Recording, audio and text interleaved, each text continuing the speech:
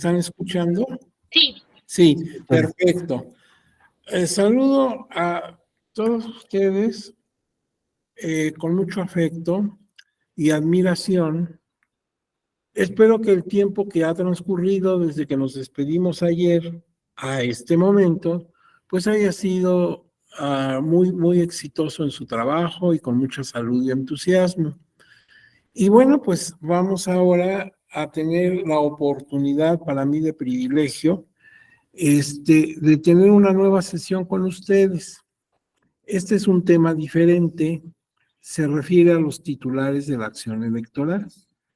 La presentación que utilicé en las dos sesiones anteriores ya deben estar en sus dispositivos porque me dijeron que los habían enviado.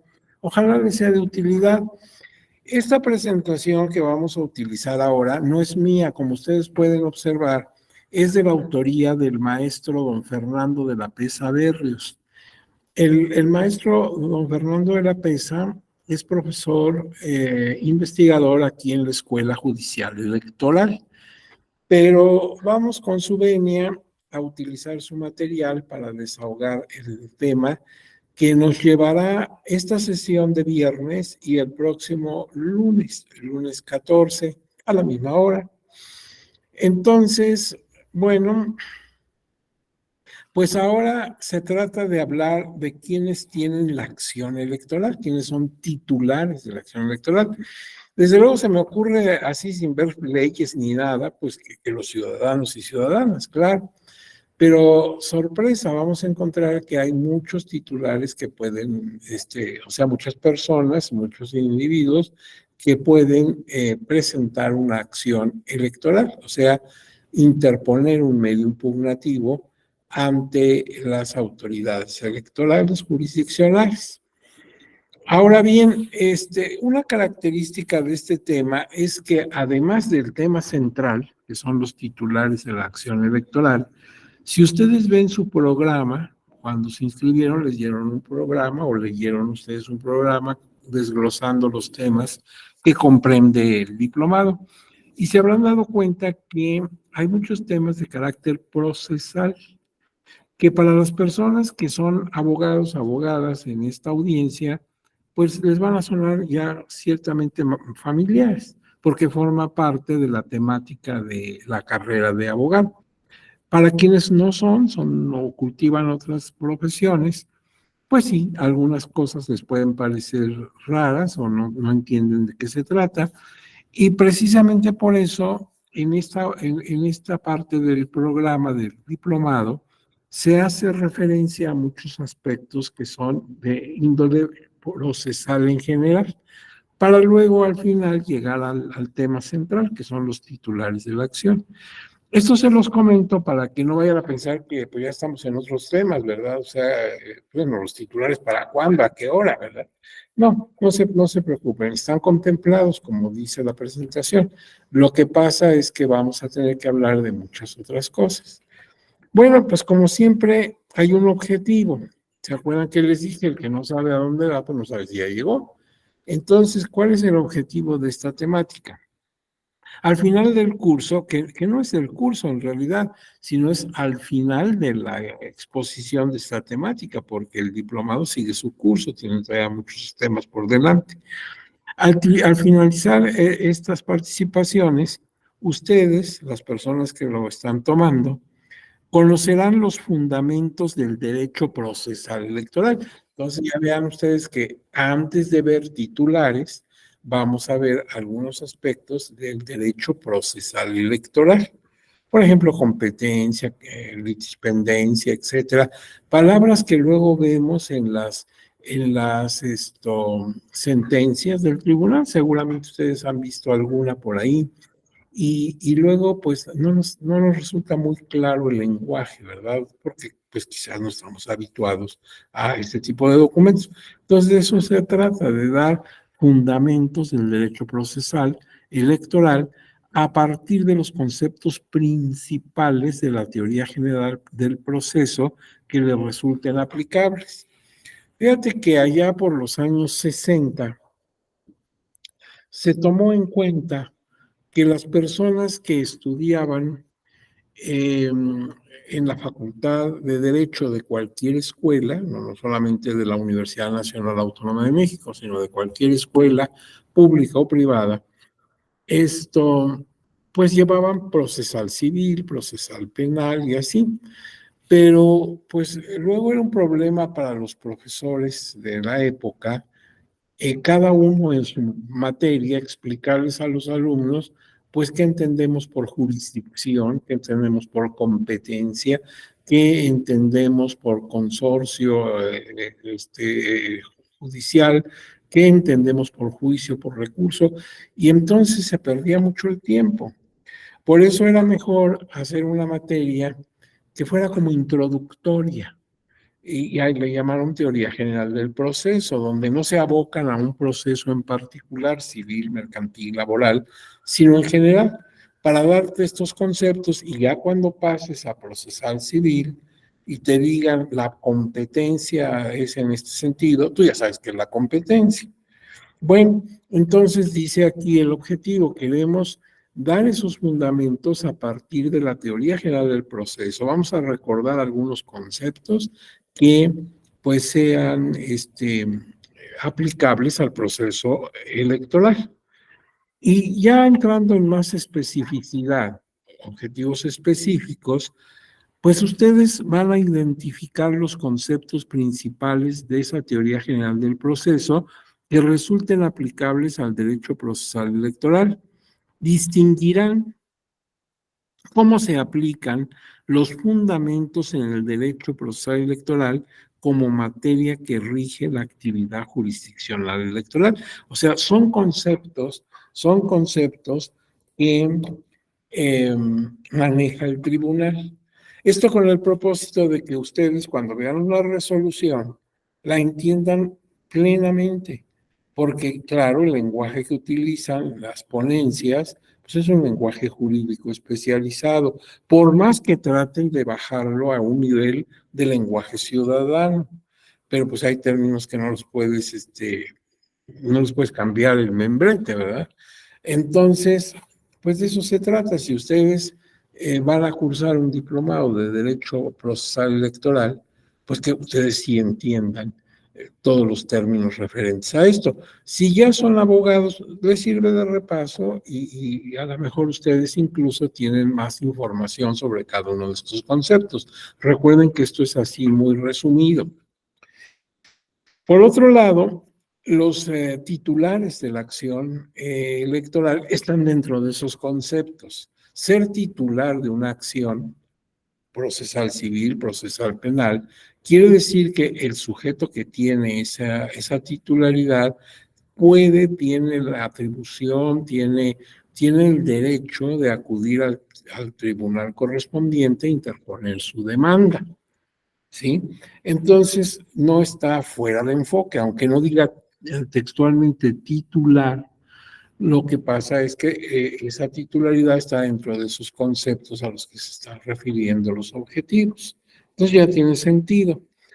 Ahora bien, de acuerdo con esos objetivos, tanto el general como ya el desarrollo específico, o entrando ya más en materia, nos da este temario. Estos son los temas que vamos a abordar. Miren, primero, conceptos principales de la teoría general del proceso, como por ejemplo litigio, eso ya lo conocemos, litigio lo vimos ayer, acción también la vimos ayer, jurisdicción y competencia, juicio y recurso, partes formales, proceso, procedimiento, derecho procesal en general. Eso ya vimos una definición de derecho procesal. Y ahí donde dice partes formales, es donde cabe el tema concreto de la titularidad. ¿Quiénes forman parte de un proceso electoral? A ver, imagínense ustedes que son magistrados o magistradas de una sala de este tribunal, por ejemplo, de la sala Toluca. Son tres magistraturas. Entonces tú eres uno de los magistrados o magistradas. Entonces te llega un asunto, lo tienes que conocer y resolver. Pues lo primero que te preguntas, ¿quiénes son las partes aquí en litigio? Pues es el partido X. Entonces ya no cualquier partido, es el partido X el que está interponiendo. ¿Y de qué se queja el partido X? Pues de un acto del Instituto Electoral del Estado de México. Entonces no cualquier autoridad, sino el Consejo General del Instituto Electoral del Estado de México. Entonces son las partes, ellos son los que tienen interés jurídico y lo que tú resuelvas los va a afectar para bien o para mal a uno y al otro. Entonces lo primero que hay que ver quiénes son los pleitistas, digamos, quiénes son los que están en litigio. Ahí es donde cabe hablar de los titulares de la acción procesal electoral. Pero ese es un bloque, como ustedes pueden apreciar. Ahora, entrando en otro bloque, podríamos decir del derecho procesal electoral, concepto y objeto, eso ya lo vimos, fuentes formales, presupuestos procesales, interés jurídico, ¿eso qué será? Porque luego te dicen, usted no puede participar aquí porque no tiene interés jurídico. Bueno, ¿a qué le llamas interés jurídico? Eh, o intereses difusos o colectivos, sujetos procesales, ahí vuelve a aparecer el asunto de la titularidad, que es el tema central. La prueba, ¿qué pruebas podemos presentar? Porque hay muchos tipos de pruebas, hay testimonial, documental, confesional, etcétera, y todas se pueden presentar o solamente hay determinadas pruebas que podemos presentar en materia electoral. Diligencias para mejor proveer. Esto no creas, la persona que no es abogado, aunque tenga cultura universitaria, pero no es abogado, pues no entiende que son diligencias para mejor proveer, porque proveer significa aportar, ¿verdad? Y diligencia, pues entiendo que es un esfuerzo, un afán. Hay incluso unos vehículos que se usaban tirados por caballos en otras épocas que eran las diligencias. Bueno, ¿qué entiende el juzgador por diligencias para mejor proveer? Y si ya sabemos qué son, bueno, ¿en qué medida los puede usar o no las puede usar en un asunto procesal electoral? Luego tienes, por ejemplo, resoluciones administrativas y judiciales, porque acuérdense ustedes que el instituto también tiene una función de administración de justicia en el recurso de revisión, por ejemplo. No es el único, pero es uno de ellos. Y el recurso de revisión, dijimos ayer, es un recurso administrativo. Por su naturaleza es administrativo, a pesar de que el instituto no es un órgano de justicia. El INE no hace justicia, esa no es su labor. El INE hace elecciones, esa es su función.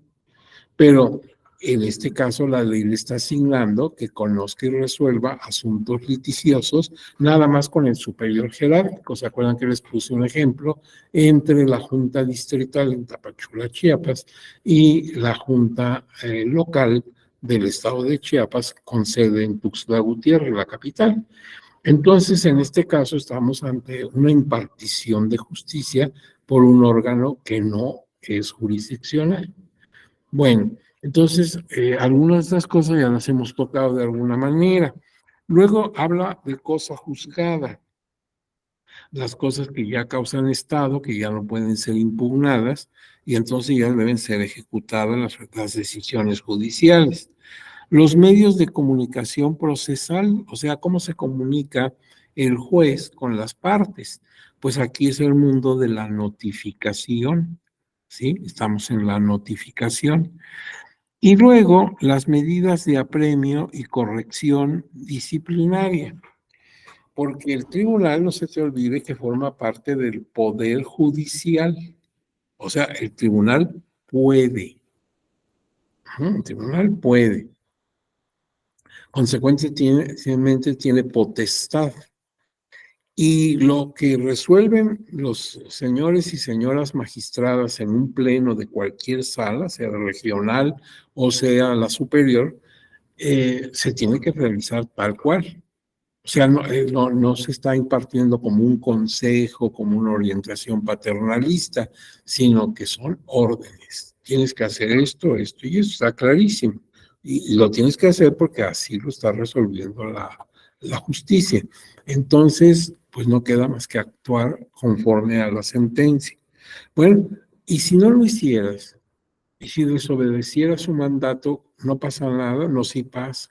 Hay medidas disciplinarias y coercitivas para imponer el cumplimiento de su sentencia. Ya veremos qué dice la ley sobre ese particular, en qué forma las sentencias del tribunal se deben acatar a plenitud. Bueno, pues ya sabiendo la temática que vamos a tratar este día, esta tarde y la próxima de lunes, pues vamos a hablar de conceptos principales de la teoría general del proceso. Es decir, quiere decir que lo que vamos a ver enseguida se aplica en procesal electoral y también en procesal civil y en procesal penal o en cualquier otra especialidad del derecho. Veamos litigio. Ya sabemos que el litigio en principio es un enfrentamiento de intereses. Tú tienes una versión, yo tengo otra, y lamentablemente la una desplaza a la otra.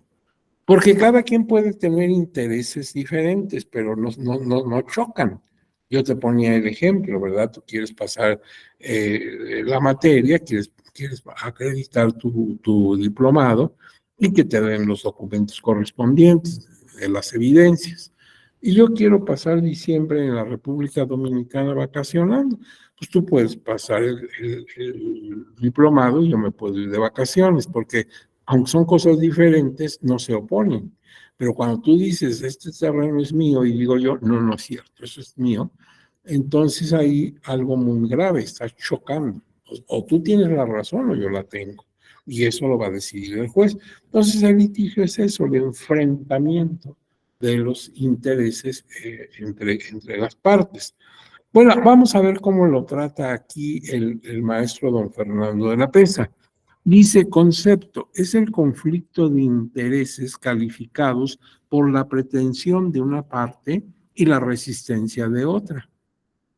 Esto lo vimos que lo han dicho Carneluti, lo vimos en estos días, y que también lo hace suyo el doctor Flavio Galván Rivera. Bueno, pues ahora también el maestro de la PESA lo está tomando textual. Entonces, pues eso es un litigio, un enfrentamiento de intereses. Pero observemos la lámina, aprovechémosla para ver con objetividad. Hay una pretensión contra una resistencia. Ahí dice BC, que significa versus, o sea, contra.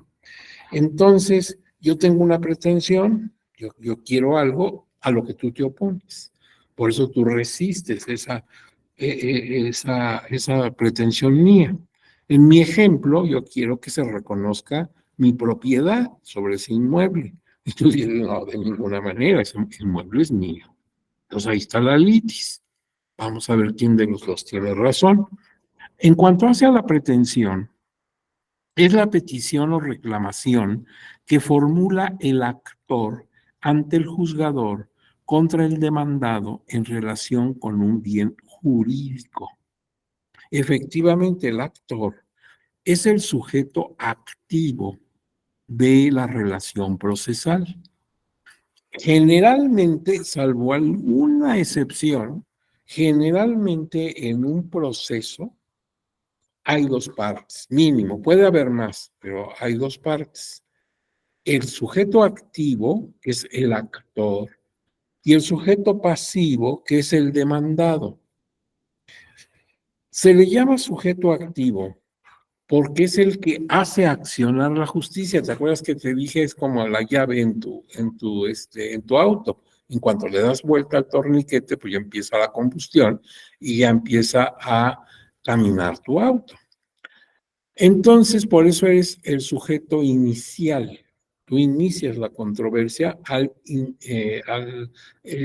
interponer tu descrito de demanda.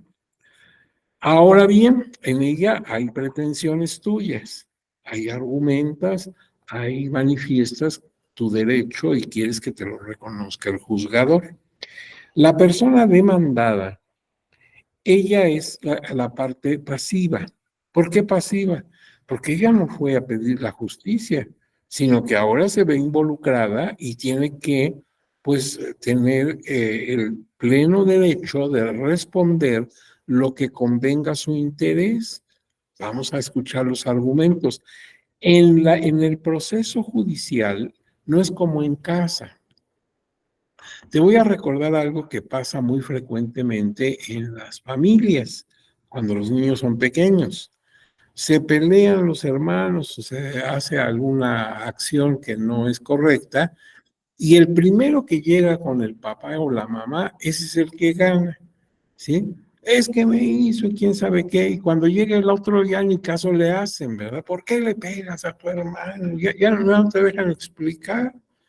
Entonces ahí pues son las piernas las que ganan, el que llegue primero con la queja es el que gana.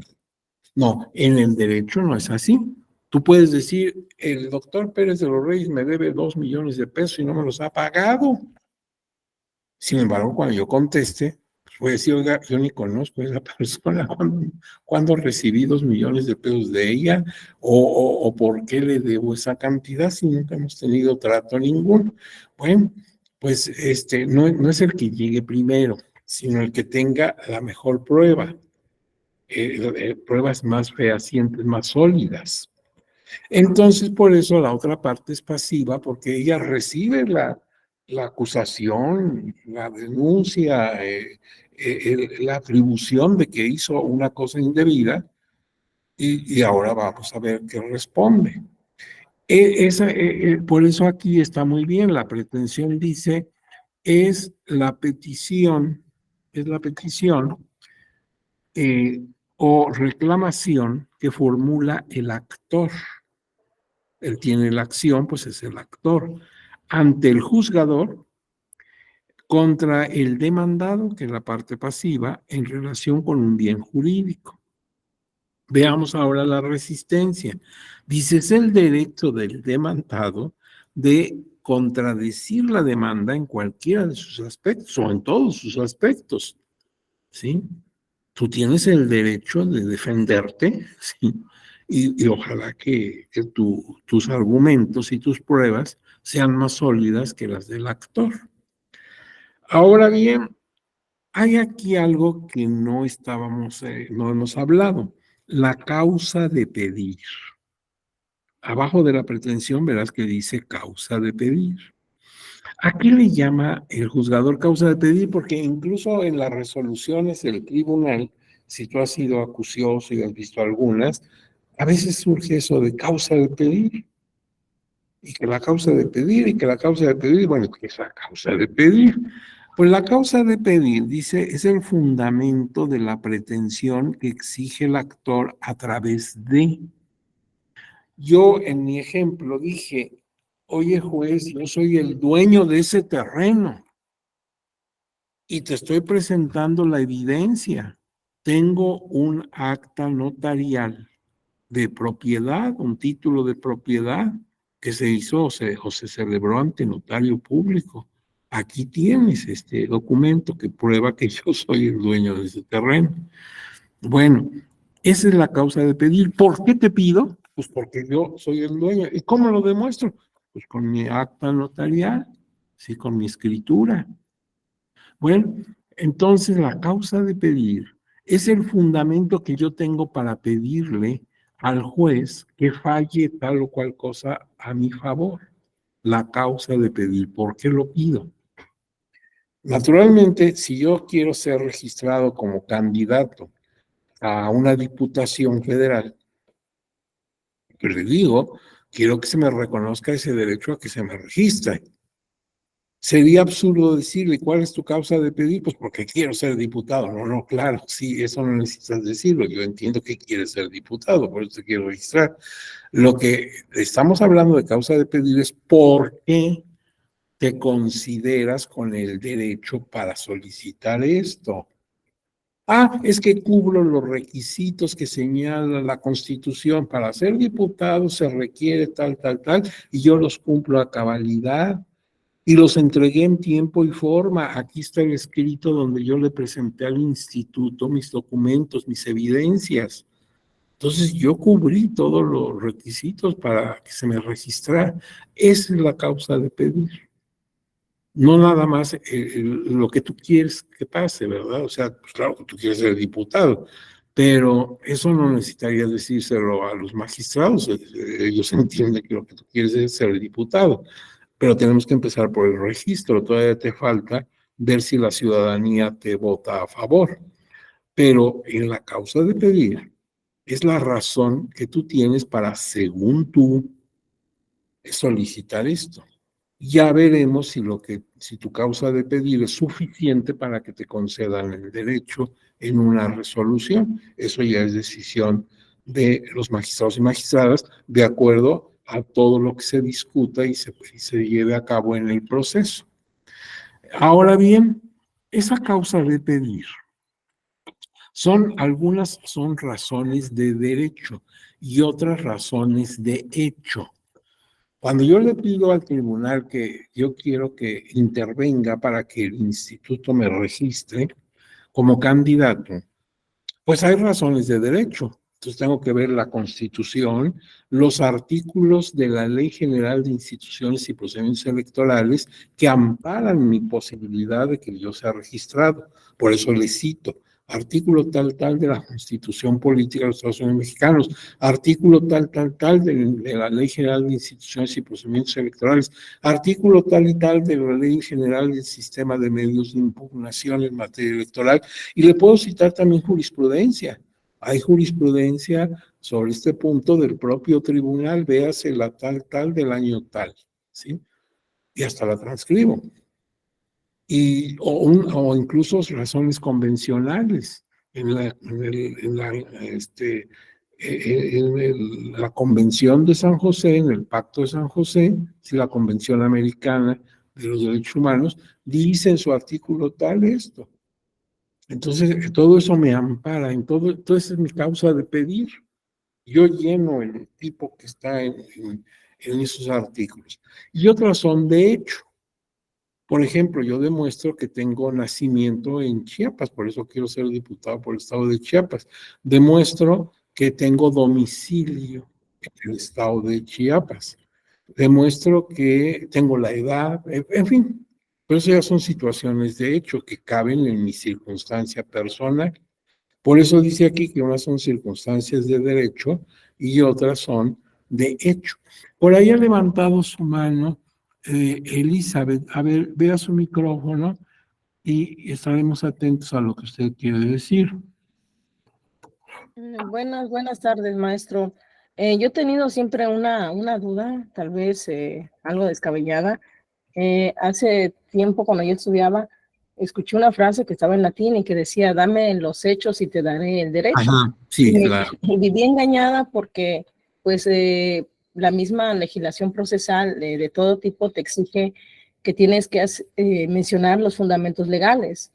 Y yo hago la reflexión de que los fundamentos legales, pues lo debe saber el juzgador en este caso, el que está invocando la acción de la justicia, pues le llevamos los hechos, ¿no? Pero sin embargo es una exigencia que a nivel procesal es un requisito de trámite. Sí, tiene usted toda la razón, pero mire, no está mal ni la frase en latín, ni tampoco lo que sucede. Efectivamente, el juzgador no se supone, sino que así es, debe saber, una vez que yo le platico lo que pasó, él mismo puede deducir qué artículos son los aplicables en mi caso. Y otras cosas, inclusive los agravios. Porque vamos a ver también esa cuestión de los agravios, pues no todo el mundo entiende que es un agravio, pero muchas veces el tribunal, cualquier tribunal, no el electoral nada más, el tribunal puede apoyar la deficiencia que esté en una demanda, sobre todo cuando se trata de grupos vulnerables. Los trabajadores, por ejemplo, en el área del derecho procesal laboral, los campesinos, en el área del derecho agrario, y por ejemplo nosotros, las personas de pueblos y comunidades originarias o afrodescendientes, las mujeres, los niños, niñas y adolescentes, las personas de la comunidad lésbico, gay, etcétera. O sea, son grupos que han sido tradicionalmente afectados en sus derechos. Desde luego de forma injusta, eso quedamos todos de acuerdo, pero entonces se tiene por disposición jurisprudencial que ser muy, digamos, muy, tener un criterio muy amplio y ahí sí aplicar esa frase que usted dice de que dime los hechos, o sea, dame los hechos y te diré el derecho. De manera que yo puedo hasta citar malos artículos. Sí, a lo mejor me equivoco, con todo el que soy abogado, y entonces en lugar de ser el 25 es el 25 bis. Pero esas cosas se pueden suplir, y porque efectivamente el juzgador tiene la obligación de tomar en cuenta que no todas las personas son expertas en el derecho. De lo contrario, la justicia sería una situación aristocrática.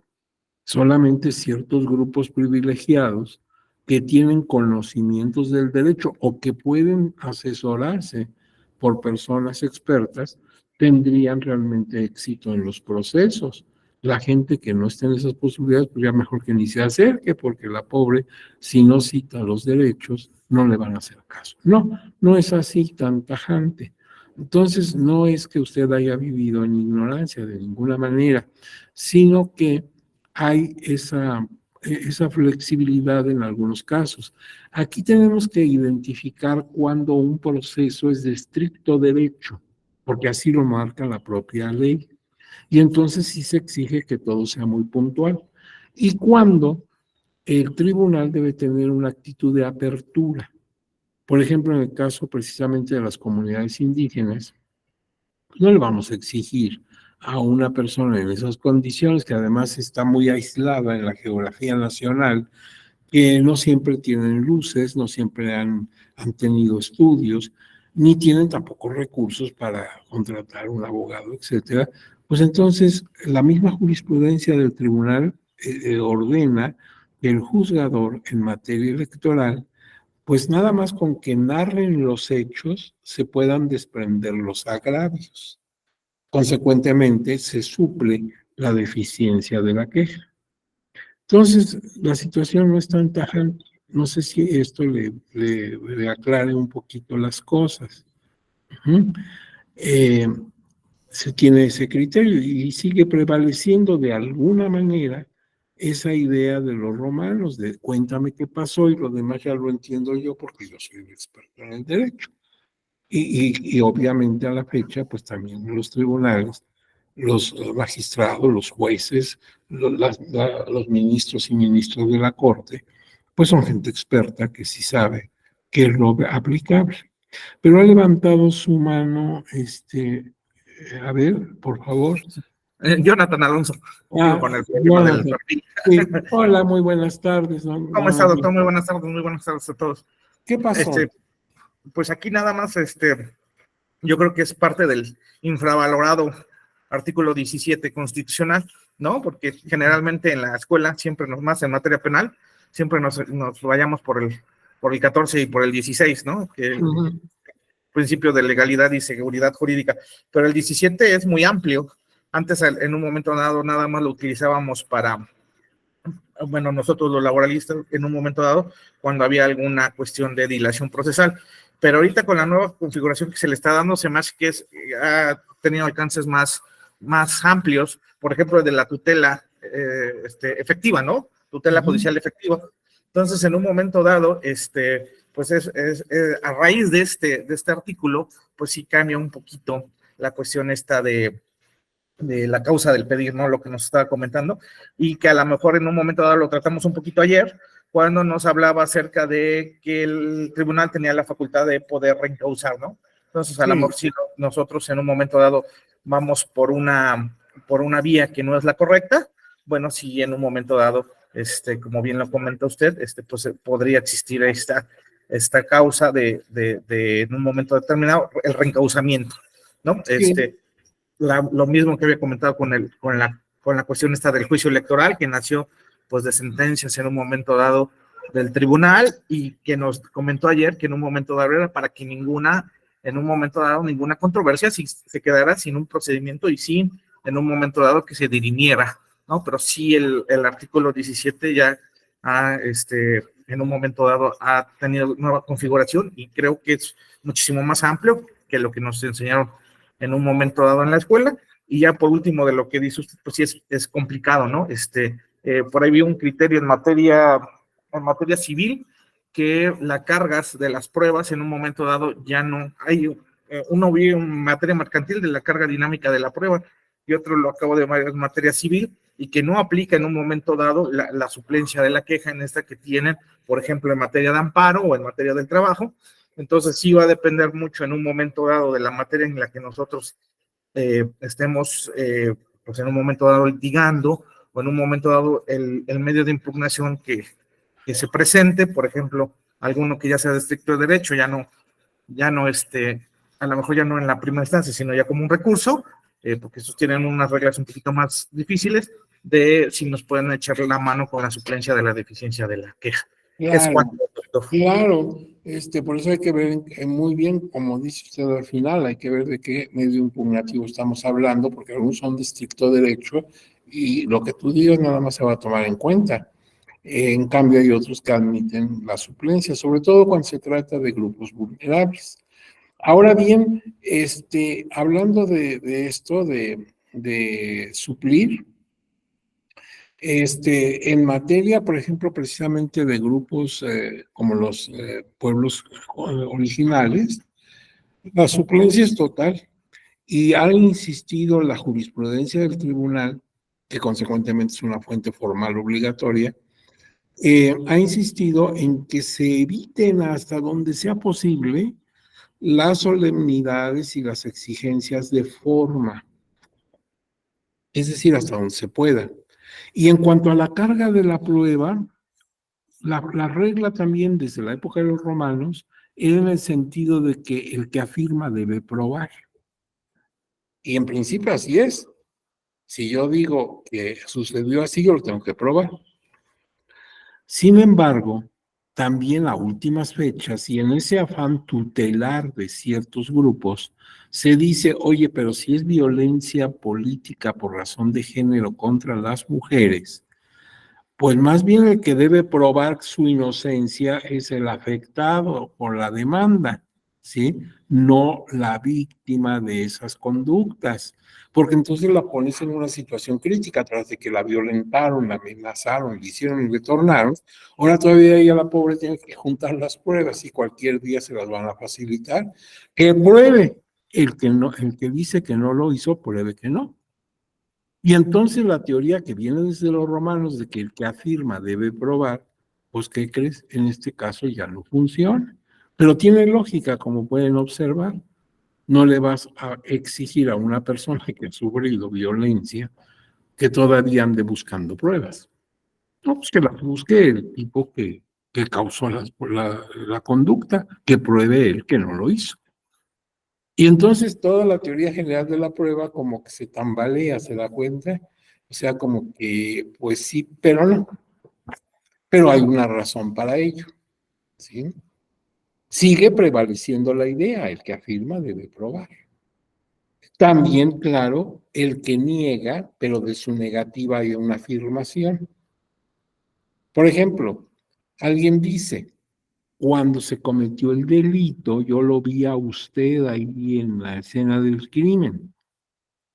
Entonces yo digo, no, no puede ser, porque ese homicidio ocurrió el sábado tal a las 4 de la tarde. ¿Y qué cree? Yo desde el viernes tomé mi avión a Tuxtla Gutiérrez, ¿sí? Para pasar el fin de semana con la familia. Raramente, difícilmente podría estar en dos lugares tan distantes. Ahora, ahí sí tengo que probar. Usted dice, porque fíjate, estoy diciendo, no estuve, es negación, pero luego digo, estuve en ese día y hora en Tuxtla Gutiérrez. Ah, ahí había una afirmación, compruébelo. Entonces digo, mira, pues tengo mis pases de abordar. Tanto salí el viernes al mediodía, aquí está mi pase de abordar, México Tuxtla Gutiérrez, y regresé el domingo por la tarde-noche Entonces aquí está mi pase de abordar, Tuxtla Gutiérrez, Ciudad de México. Y tengo también mi comprobante del hotel, mi factura, el hotel donde me hospedé, viene debidamente con todos los requisitos que marca la Secretaría de Hacienda, en donde se demuestra que yo ocupé esa habitación el sábado y el domingo, entonces pues no podía yo estar aquí. Pero es que yo dije, no estuve, y luego dije, estaba yo, entonces ahí hay una afirmación. Por eso la regla es, el que afirma debe probar, y también lo debe hacer el que negando afirma, como en mi ejemplo. Pero en el caso de la mujer, ahora la mujer violentada, por esa causa específica de violencia de género, vamos a darle la carga de la prueba a la persona imputada. Como ven, el derecho cambia, ¿verdad? Porque van cambiando las circunstancias. Y entonces, pues hay estas cosas que luego nos mueven un poquito el tapete. Pero bueno, vamos a seguir. Si ustedes me permiten, pasamos a otra cosa. Ahora tenemos acción y litis. La acción es el derecho que tienen todas las personas para solicitar que los órganos judiciales del Estado les administren justicia para obtener la satisfacción de una pretensión derivada de la demanda. Acuérdense que la acción es el derecho. ¿Y cómo se materializa? ¿Cómo puedo verlo así objetivamente, tocarlo? Pues en el escrito de demanda. Es la demanda donde se materializa mi derecho de acción. Como ciudadano mexicano tengo derecho de interponer un recurso, un medio impugnativo ante el Tribunal Electoral en la sala correspondiente. Pero, ¿cómo se ve o cómo se materializa esto? Con el escrito que entrego en la oficialía de partes, me lo sellan o lo mando electrónicamente de acuerdo a los dispositivos contemporáneos y se me da de ello un recibo. Entonces, se materializa en la demanda. Esa es la acción, derecho de acción. ¿Y qué es la litis? Ya sabemos, es el planteamiento formulado al órgano de jurisdicción por las partes en el proceso, el actor y el demandado, para su resolución en donde existe la afirmación de uno y la contradicción del otro.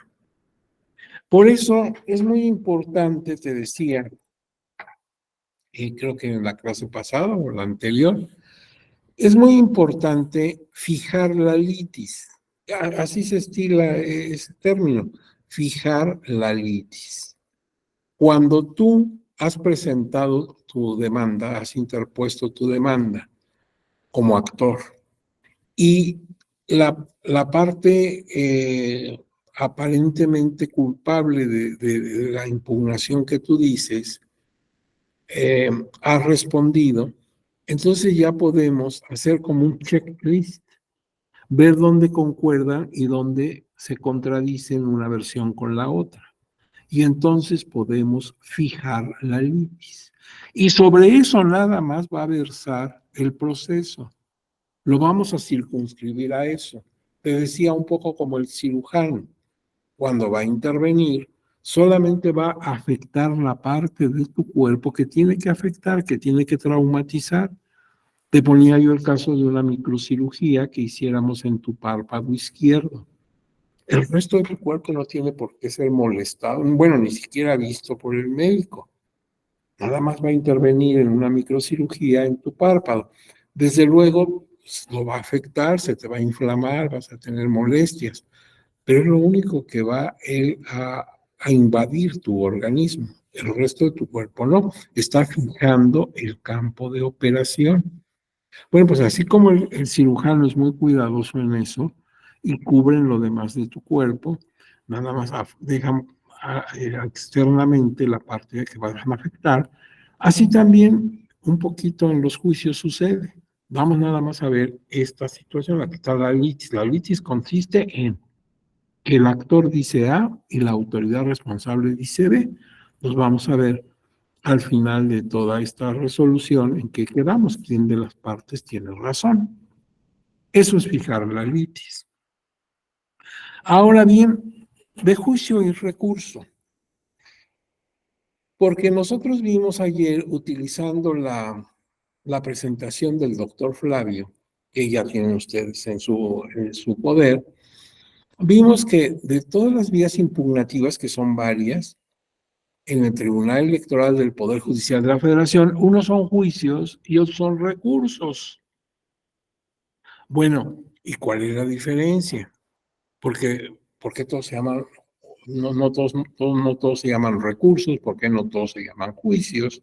Tiene que haber alguna diferencia. Sobre todo si yo conozco la ley de organizaciones políticas y procesos electorales de los años 70. ¿Te acuerdas la LOPE? Sí, se acuerdan de la LOPE, una ley que se hizo en la época en que el presidente de México era el licenciado José López Portillo.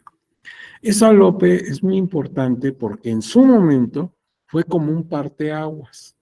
Sí, fue ya la posibilidad de ir rompiendo ese estado monolítico que teníamos por años, por décadas, y fue dando cobertura a partidos de oposición. Entonces, si tú haces un estudio histórico de los tribunales, la LOPE es muy importante. En su momento fue algo muy novedoso. Pero ¿por qué viene a cuento la LOPE? La ley electoral de los tiempos de don José López Portillo. Por una razón, porque si tú ves ahí, se establecieron muchos medios de impugnación, pero todos eran recursos. Todos se llaman recursos, recurso de esto, recurso de aquello, recurso de muchas cosas, pero todos son recursos. Y ahora, en la Ley General del Sistema de Medios de Impugnación en materia electoral, unos son recursos, otros son juicios. Bueno, vamos a ver qué es un juicio y qué es un recurso. Miren, un juicio es el conjunto de actos del juez, de las partes y de los terceros, mediante los cuales el referido juez queda en aptitud de aplicar la ley para resolver un litigio a través de una resolución jurisdiccional, que la vamos a conocer como sentencia. Bueno, antes de explicar esto, veamos qué es un recurso, según esta lámina. Recurso es un medio técnico de impugnación y sustanciación de los errores de una resolución judicial dirigida a provocar la revisión de esta, ya sea por el juez que la dictó o por otra autoridad de superior jerarquía. Mira, esto lo está diciendo Couture, uno de los grandes juristas internacionales. Es mucha palabra y tal vez una gente que no sea abogado se pierda en ese mundo de expresiones. Yo lo podría decir de una manera más sencilla, ojalá que tenga suerte para que se me entienda exactamente qué quiero decir. En el juicio se inicia una controversia, se inicia una litis. En el recurso se resuelve algunas circunstancias de la sentencia original, o sea, de la litis que ya estaba resuelta. Y te voy a poner un ejemplo, si ustedes conocen un poquito los medios de impugnación, y digo si los conocen porque como están tomando su diplomado, pues es de pensarse que muchos no conocen los medios impugnativos, porque de eso se trata el diplomado. Pero si por alguna circunstancia tienen más o menos idea de algunos, voy a tomar dos figuras impugnativas: el juicio de inconformidad y el recurso de reconsideración. Mira, el juicio de inconformidad se plantea para que tú puedas, como partido político, denunciar irregularidades que ocurrieron principalmente, no únicamente, sino principalmente en la jornada electoral y actos posteriores a ella. Por ejemplo, la cadena de custodia, hasta que llegó el momento del recuento del cómputo de votos y las declaraciones de validez.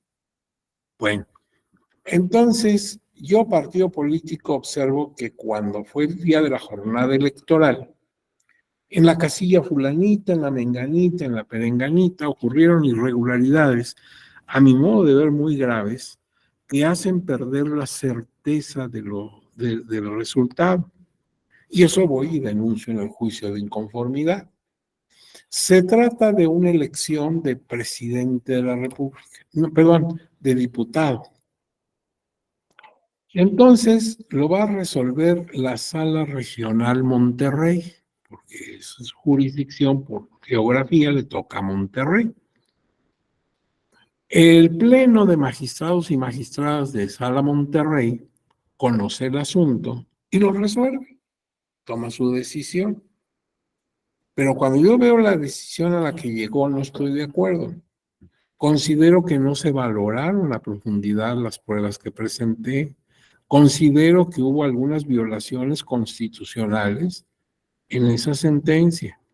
Tengo todavía una posibilidad de continuar mi cadena impugnativa a través del recurso de revisión. A ver, analicemos etimológicamente la palabra recurso y la palabra reconsideración. Recursar significa volver a cursar, volver a caminar. Re significa otra vez, como cuando digo renacimiento, pues es volver a nacer. Recurso significa volver a tomar el curso, volver a recorrer el camino ya andado. Y revisión también tiene ese prefijo re que significa otra vez. Visión es ver, o sea, verlo otra vez, ¿sí? Como cuando tú sacas un documento en tu computadora, has escrito en tu computadora, y te pones a leerlo de nuevo con cuidado, y ¡ay, qué bárbaro! Se te fue una falta de ortografía, qué barbaridad, repetiste esta palabra como 10 veces en un mismo párrafo, y entonces lo corriges, ¿verdad? Por eso siempre hay que revisarlo todo, porque qué tal lo imprimes, lo mandas, y se fue con todos sus errores. Entonces hay que revisar, volver a ver, rever, y entonces te vas a dar cuenta de algunas cosas que pasaron desapercibidos en la primera versión. Entonces, yo me voy a inconformar con la sentencia, en mi ejemplo, de la Sala Monterrey, la sala de la segunda circunscripción plurinominal.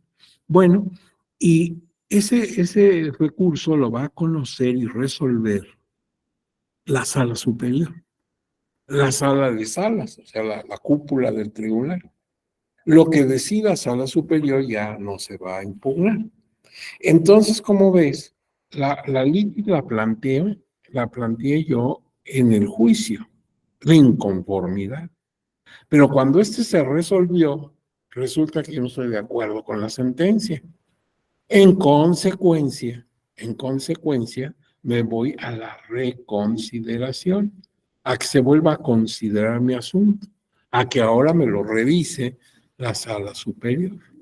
Y tal vez me den la razón, digan, ah, qué barbaridad, mira, pues sí tiene razón, aquí no se respetó esto, no se respetó aquello, se revoca. Por eso en la revisión caben 3 opciones lógicas posibles. Se confirma la sentencia impugnada, se modifica la sentencia impugnada o se confirma la sentencia impugnada. No cabe más que cualquiera de estas 3 opciones. Confirmar, modificar o revocar. Claro, si se confirma, yo perdí. Sala Monterrey tenía razón, estaba bien hecha su resolución. Si se revoca, yo gané, tenía razón, no estaba bien hecha, no estaba bien planteada. Si se modifica, pues habrá que ver en qué medida se modificó, en qué medida me beneficia o me perjudica la modificación. Pero son las 3 únicas opciones que caben: revocar, confirmar o modificar. Pero lo que nos interesa aquí es que veamos la diferencia entre un juicio donde se inicia la litis y un recurso donde solamente, como dice aquí, se va a corregir si es que hay errores, se va a volver a ver. Y como dice aquí, a veces en algunos juicios y en algunos recursos de otras materias, es el propio juez el que se autorrevisa. O bien lo más común y hasta lo más, digamos, lo mejor es que lo revise un superior. ¿Por qué? Porque pues, es difícil pensar que quien cometió un error admita que se equivocó.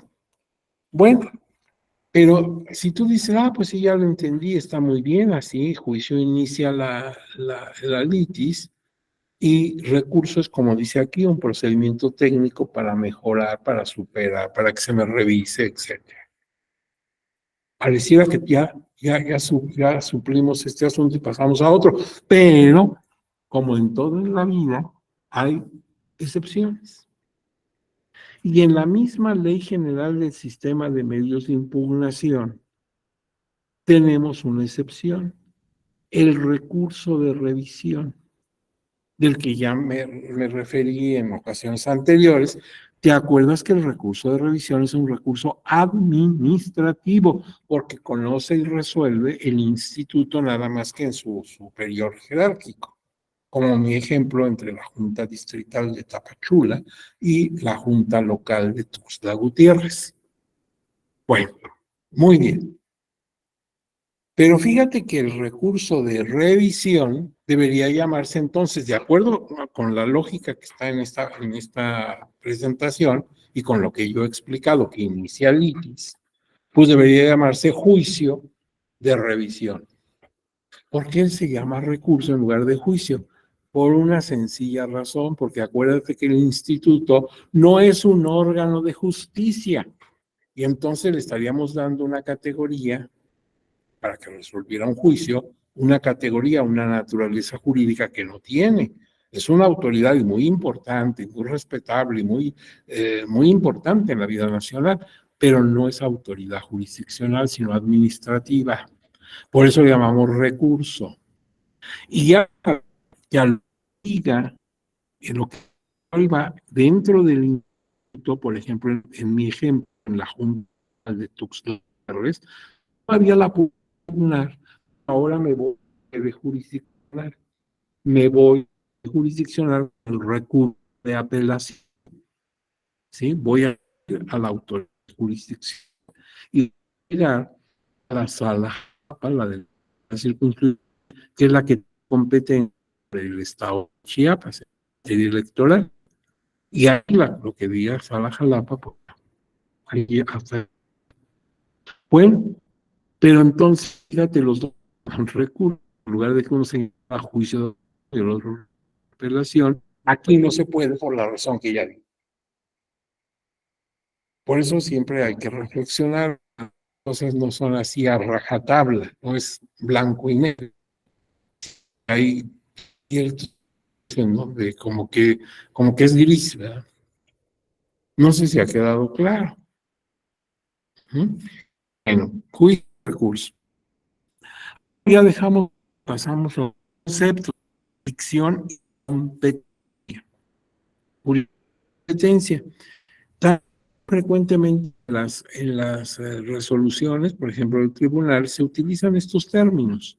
Vamos a ver exactamente de qué estamos hablando. La jurisdicción está de juzgar, que corresponde exclusivamente a los jueces y tribunales, que tiene por objeto el conocimiento y resolución de un litigio. La competencia es el ámbito en el cual un órgano de autoridad puede desempeñar sus atribuciones y funciones. Jurisdicción es la facultad. El juez de jurisdicción, porque corresponde y resolver un litigio, una controversia. Puede hacerlo, claro, es de su potestad. La Constitución y otras leyes le están dando esa potestad. Él puede, tiene jurisdicción. En caso de que no la tuviera, pues tiene que de inmediato decir, oigan, yo no tengo jurisdicción, mis facultades no son de jurisdicción, soy una autoridad que no tiene esa facultad. Entonces se equivocaron de puerta, vaya donde haya autoridad con jurisdicción. Y la competencia es el espacio y la materia en la cual se va a mover el juez, en la cual puede ejercer su jurisdicción. Por ejemplo, si en mi caso, que yo no estoy de acuerdo con lo que me resolvieron en Tuxtla Gutiérrez en un recurso de revisión, y pretendo que esto sea revisado por la sala Guadalajara, me van a decir, nosotros no tenemos competencia porque no tenemos jurisdicción sobre el estado de Chiapas. Tenemos sobre otros estados, sobre Chiapas no. Te equivocaste de puerta. Es Jalapa. El ámbito donde se puede mover sala Jalapa y resolver son los estados de Veracruz y Chiapas y Campeche, etc. Si la competencia la tiene Jalapa, no Guadalajara. Esto es por territorio. También podría ser por materia. Llevo mi impugnación, por ejemplo, a un tribunal agrario. Me dicen, pues, ¿qué crees aquí, no? Nosotros no tenemos competencia y consecuentemente tampoco jurisdicción sobre este asunto. Te equivocaste de puerta, aquí no. O tiene que ser también por monto, ¿sí? Depende del juicio de que trates. Entonces, la competencia se puede dar por muchos aspectos. Ser competente significa que puedo tener jurisdicción sobre ese asunto. La jurisdicción es la facultad y la competencia el ámbito en el que yo me puedo ejercer esa jurisdicción como órgano de justicia. Y precisamente en una sentencia, en las primeras hojas, aparece el asunto de la competencia y la jurisdicción, porque son situaciones que debe determinar desde el principio, antes de conocer y resolver el caso, debe establecer, en nuestro caso, la sala que está emitiendo la resolución. Por eso, si tú tomas una sentencia, la que quieras, la que veas a la mano ahí en la red, te darás cuenta que antes de empezar a ver quién tiene la razón y en qué consiste la litis y todo lo demás, lo primero que se pregunta y se responde es si tengo competencia como sala y si tengo jurisdicción, porque bonita la haría hacer toda una resolución y luego, esto no me correspondía a mí, le correspondería a Toluca. Pues no, o le correspondería a sala superior. Entonces, antes de que te metas ahí a investigar todo lo que tienes que hacer y resolver y dar tus argumentos, lo primero, jurisdicción y competencia. Y por eso, después de que te citan una serie de artículos y de razones, te dicen, en tal virtud, esta sala es competente para conocer y resolver este juicio para la protección de los derechos políticos electorales del ciudadano. Porque son asuntos de previa pronunciación. Antes que empieces a trabajar, fíjate si te toca. Y bueno, eso lo haces hasta en tu oficina, ¿verdad? Que te metes ahí en un enredo y eso lo tenía que resolver el director. Y tú ya gastaste tiempo, angustia y todo en balde. Primero fíjate si a ti te toca la responsabilidad de ese asunto. Bien, ahora, partes. Mira, ¿cómo estamos en esto de las partes? Actor, demandado, juzgador y tercero. Aquí hay 4 individuos, uno de los cuales no es parte. ¿Cuál? A ver, vean. Uno de ellos no es parte.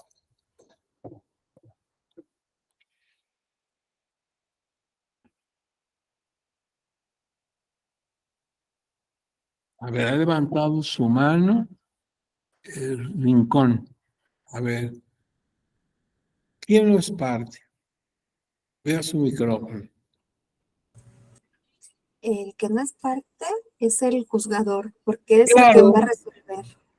Imagínense, bonita la haría el juzgador siendo parte. No, pues que se venga conmigo, ya está de mi parte, ¿verdad? No, el juzgador no forma parte. El juzgador es la autoridad, pero no tiene interés jurídico. Para poder ser parte necesitas tener interés jurídico. Ya veremos dentro de un rato qué es interés jurídico, pero el juzgador aquí no es parte. Las que sí son partes son el actor, sujeto activo, demandado, sujeto pasivo, y tercero o tercera interesado. Fíjate que le llaman tercero interesado o tercera interesada, claro, si es una mujer. Pero, ¿por qué le llaman interesado? Porque tiene interés jurídico. No vayas a hacer como alguna anécdota que se cuenta por ahí, vete a saber si es cierta o falsa, de un ministro de la Corte, hace muchos años, que recibió en su despacho a una ciudadana que quería hablar con él personalmente sobre un asunto. El ministro tuvo a bien recibirla y la señora le contó todo lo que le pasaba y le dice el ministro, bueno señora, creo, así como usted lo está narrando, en principio creo que usted es la tercera interesada en este asunto. Y ella protestó, dijo, no, no señor ministro, yo no soy la tercera interesada, soy la primera interesada. Sí, claro, desde la perspectiva de la ciudadana, pues era la primera interesada, como que la tercera. Pero lo que se pasa es que acuérdate que el actor tiene interés jurídico. El demandado, por supuesto, lo están demandando, tiene que defenderse. Entonces ya tienes dos partes. Entonces aparece un tercero, ahorita vamos a ver por qué. Y por eso le llamamos tercero interesado. Se vio involucrado sin que nadie lo tomara en cuenta, pero sí le afecta. Bueno, tomando en cuenta esto, vamos a ver. El actor es la persona que formula una pretensión a través de una demanda ante un órgano jurisdiccional. Clarísimo. Es el que interviene primero, interponiendo su medio impugnativo, y es como la llave de tu motor. El demandado es la persona pasiva, la que estaba muy tranquila y de repente le viene la demanda, pues tendrá necesidad de defender lo que a su derecho convenga. Es la persona contra la cual se presenta la demanda. En materia electoral generalmente es la autoridad responsable le llama, o supuestamente responsable. Me salto al juzgador, ahorita voy a hablar del juzgador, y hablo de tercero o tercera interesados. Son personas que originalmente no figuraron como partes en el proceso, pero que comparecen en este o son llamados al mismo a defender su propio interés o a coadyuvar con los intereses de alguna de las partes originales. Vamos a poner un ejemplo en materia electoral.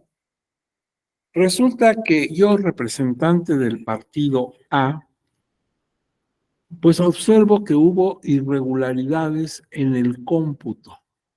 No se contabilizaron bien los votos y por eso triunfó el partido B en mi distrito. Entonces yo interpongo la demanda en nombre de mi partido A y hago ver todas las irregularidades que según este partido se mostraron en el cómputo. Ahora bien, yo presento mi demanda, la interpongo. Uno de los actos que hace la autoridad que recibe, ya veremos quién es el que recibe, es de inmediato publicar en estrados, ponerlo al público, sacan una copia de la demanda y la ponen para que tú, yo, aquel, aquella, todo el que quiera y tenga interés, ahí va a ver.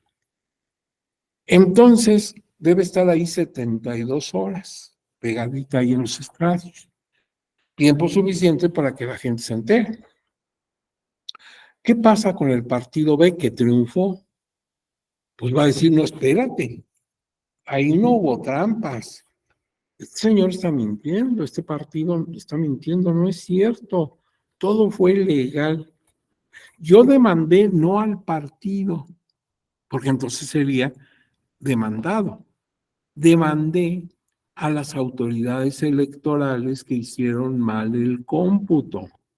El cómputo no lo hizo el partido B, él se benefició, salió como triunfador. Entonces yo estoy demandando a quien hizo el cómputo, que es la autoridad, por eso es autoridad responsable o supuestamente responsable.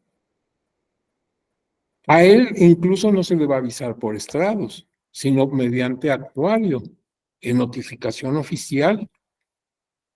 para que en su momento responda a la demanda y argumente lo que a su derecho convenga.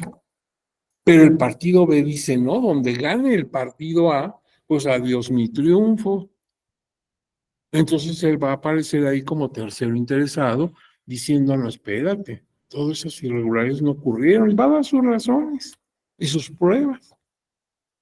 O sea, él no tenía nada que ver en este asunto, no se pensó en él, pero resulta que sí le puede afectar. Por eso es tercero interesado. Igual que pasa en un procedimiento civil.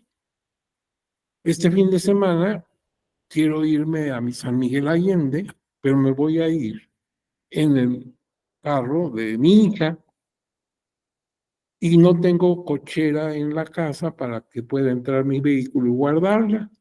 Y tú dices, maestro, pues no se preocupe, tráigamelo aquí y yo voy y te dejo mi carro. Viene un embargo y dicen el carro, vámonos con el carro. Entonces yo voy a interponer mi tercería, ¿verdad? Voy a decir, oigan, pero ¿yo qué tengo que ver? Es que el señor nos debe, pues el señor que les pague, ¿yo qué? Voy a demostrar que yo soy el dueño de ese auto y me lo devuelven. O sea, de repente me vi involucrado en un problema que era tuyo, pero yo tengo que rescatar mi auto. Bueno, pues ahí está el problema, o sea, te metes a un asunto que ni te iba ni te venía, pero que ahora sí te interesa que no se vaya a afectar tus derechos. Bueno, pues es el tercero interesado. A veces lo hay y a veces no. A veces encontramos terceros interesados y a veces no. No todos los procedimientos tienen tercero interesado. Pero veamos entonces, son estos tres: demandado, actor y tercero interesado. En cuanto al juzgador, es la persona que conoce y resuelve el conflicto surgido entre el actor y el demandado. Consecuentemente, no es parte. Entonces aquí lo que tenemos que hacer es observar eso, porque como está dentro de las partes, podría haber la confusión pensando que el juzgador es parte, ¿no? ¡Qué barbaridad!, ¿no? Él tiene que ser imparcial, o sea, no tomar parte. ¿Cómo se representa la justicia? Con la figura de la diosa Temis. ¿Te acuerdas? Es una mujer con sus ojitos vendados, su balanza de 2 platos y su espada. ¿Por qué Temis tiene sus ojitos vendados? ¿Ustedes lo saben? Sí, has visto la escultura de la justicia, ¿verdad? Entonces, esa es Temis, era la diosa Temis entre los griegos, la diosa de la justicia. ¿Pero por qué le ponen sus ojitos vendados? ¿Alguien lo sabe? Sí, habrá levantado su mano. Alcanzo a leer Jaramillo, ¿verdad? Disculpe si no lo doy el Pero nombre completo. es para no ver a quién le da justicia, ¿Por qué, perdón? porque es imparcial. Porque es imparcial. La felicito por responder así, porque no falta que te dices que la justicia es ciega. No, qué barbaridad, como ciega. Imagínate el juez dando palos de piñata a ver si le atina. No, quien debe tener los ojos bien abiertos es el señor juez.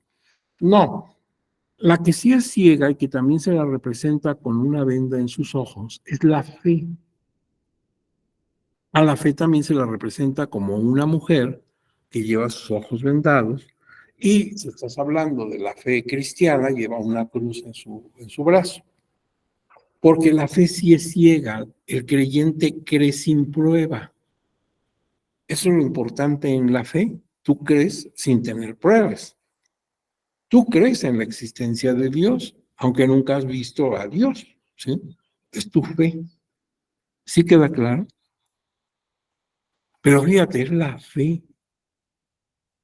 La fe sí es ciega. Por eso dice San Agustín que la fe es un don de Dios. Unos tienen fe y otros no la tienen. ¿Sí? Porque tú crees sin necesidad de ver. Pero la justicia no es ciega. La justicia, como bien dijo la persona que nos respondió, pues la justicia es imparcial.